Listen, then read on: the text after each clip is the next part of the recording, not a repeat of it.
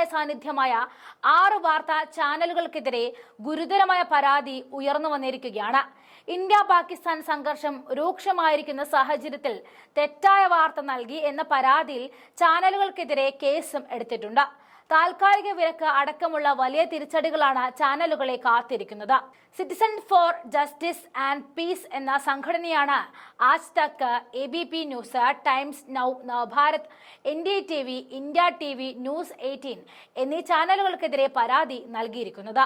തെറ്റായ വിവരങ്ങൾ പ്രചരിപ്പിച്ചതിന്റെ 3 പ്രധാന സംഭവങ്ങളാണ് പരാതിയിൽ വിവരിച്ചിരിക്കുന്നത്. ആജ് Tak, ABP news, times now, Nav Bharat, NDTV, India TV എന്നീ 5 ചാനലുകൾ ഇസ്രയേലിന്റെ അയൺ ഡോമിന്റെ 4 വർഷം പഴക്കമുള്ള വീഡിയോ സംപ്രേഷണം ചെയ്തു എന്ന് തെളിഞ്ഞിരിക്കുകയാണ്. ഇത് രാജസ്ഥാനിലെ ജയ്സാൽമീറിൽ പാകിസ്ഥാന്റെ ആക്രമണങ്ങളെ ഇന്ത്യൻ വ്യോമ പ്രതിരോധ സംവിധാനങ്ങൾ ചെറുക്കുന്നതിന്റെ എക്സിക്യൂട്ടീവ് ദൃശ്യങ്ങളാണെന്ന് തെറ്റായി പ്രചരിപ്പിക്കുകയായിരുന്നു. ഒപ്പം പാകിസ്ഥാൻ വ്യോമാക്രമണ ഭീഷണികളെ ഇന്ത്യ ചെറുക്കുന്ന ദൃശ്യങ്ങളാണ് ഇവയെന്നും അവകാശപ്പെട്ട കാഴ്ചക്കാരെ കൂട്ടുവാനായിരുന്നു ചാനൽ ശ്രമിച്ചത്.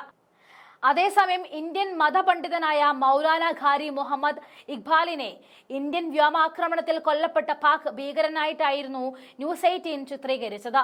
പാകിസ്ഥാനെതിരായ ഇന്ത്യയുടെ വ്യോമാക്രമണം ഓപ്പറേഷൻ സിന്ദൂർ എന്ന തലക്കെട്ടിൽ ന്യൂസ് 18 സംപ്രേഷണം ചെയ്ത റിപ്പോർട്ടിൽ മൗലാന ഖാരി മുഹമ്മദ് ഇഖ്ബാൽ ഒരു ഉന്നത ലഷ്കർ-ഇ-തോയ്ബ കമാൻഡർ ആണെന്നായിരുന്നു അവകാശപ്പെട്ടത്.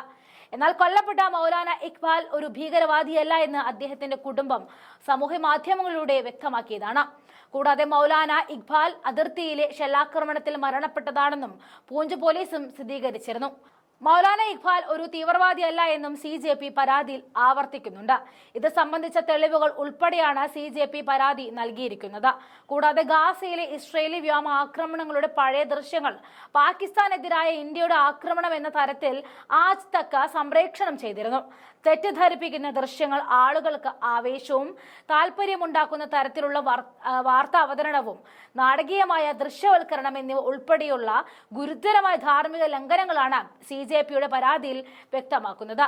2025 മെയ് 7 ഓപ്പറേഷൻ സിന്ദൂർ എന്ന പേരിൽ ഇന്ത്യ നടത്തിയ സൈനിക ആക്രമണങ്ങളെക്കുറിച്ചുള്ള റിപ്പോർട്ടുകൾ പുറത്തു വന്നതോടെ 7 ഇന്ത്യൻ മിസൈലുകൾ വിക്ഷേപിക്കുന്നതിന്റെ ദൃശ്യങ്ങൾ ആജ് തക് സംപ്രേഷണം ചെയ്തിരുന്നു.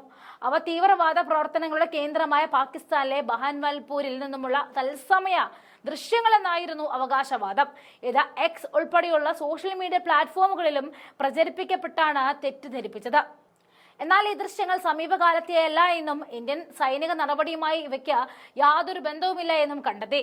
2023 ഒക്ടോബർ 13 സ്പുട്നിക് ആർമേനിയ പ്രസിദ്ധീകരിച്ച ഗാസയിലെ ഇസ്രയേൽ വ്യോമാക്രമണത്തിന്റെ ദൃശ്യങ്ങളായിരുന്നു ഈ ചാനലുകൾ എടുത്ത് അലക്കിയത്. മുഖ്യധാര മാധ്യമങ്ങളായ ആജ് Tak, NDTV, times now, ABP news, news 18 എന്നിവ 4 വർഷം മുൻപുള്ള വീഡിയോകളായിരുന്നു പ്രചരിപ്പിച്ചത് എന്ന് സ്വതന്ത്ര മാധ്യമ സ്ഥാപനമായ ആൾട്ട് ന്യൂസാണ് തുറന്നു കാട്ടിയത്. ഇന്ത്യൻ വ്യോമസേന പാക് ആക്രമണത്തെ തടയുന്നു എന്ന രീതിയിൽ പ്രചരിക്കുന്ന വീഡിയോ 2021 മെയ് 11 NSF ചാനൽ യൂട്യൂബിൽ അപ്ലോഡ് ചെയ്തതാണെന്നും പരിശോധനയിൽ വ്യക്തമാക്കിയിട്ടുണ്ട്. കള്ളത്തരം പൊളിഞ്ഞു വീണതോടെ ചാനലുകൾക്കെതിരെ കടുത്ത നടപടികളാണ് കാത്തിരിക്കുന്നത്.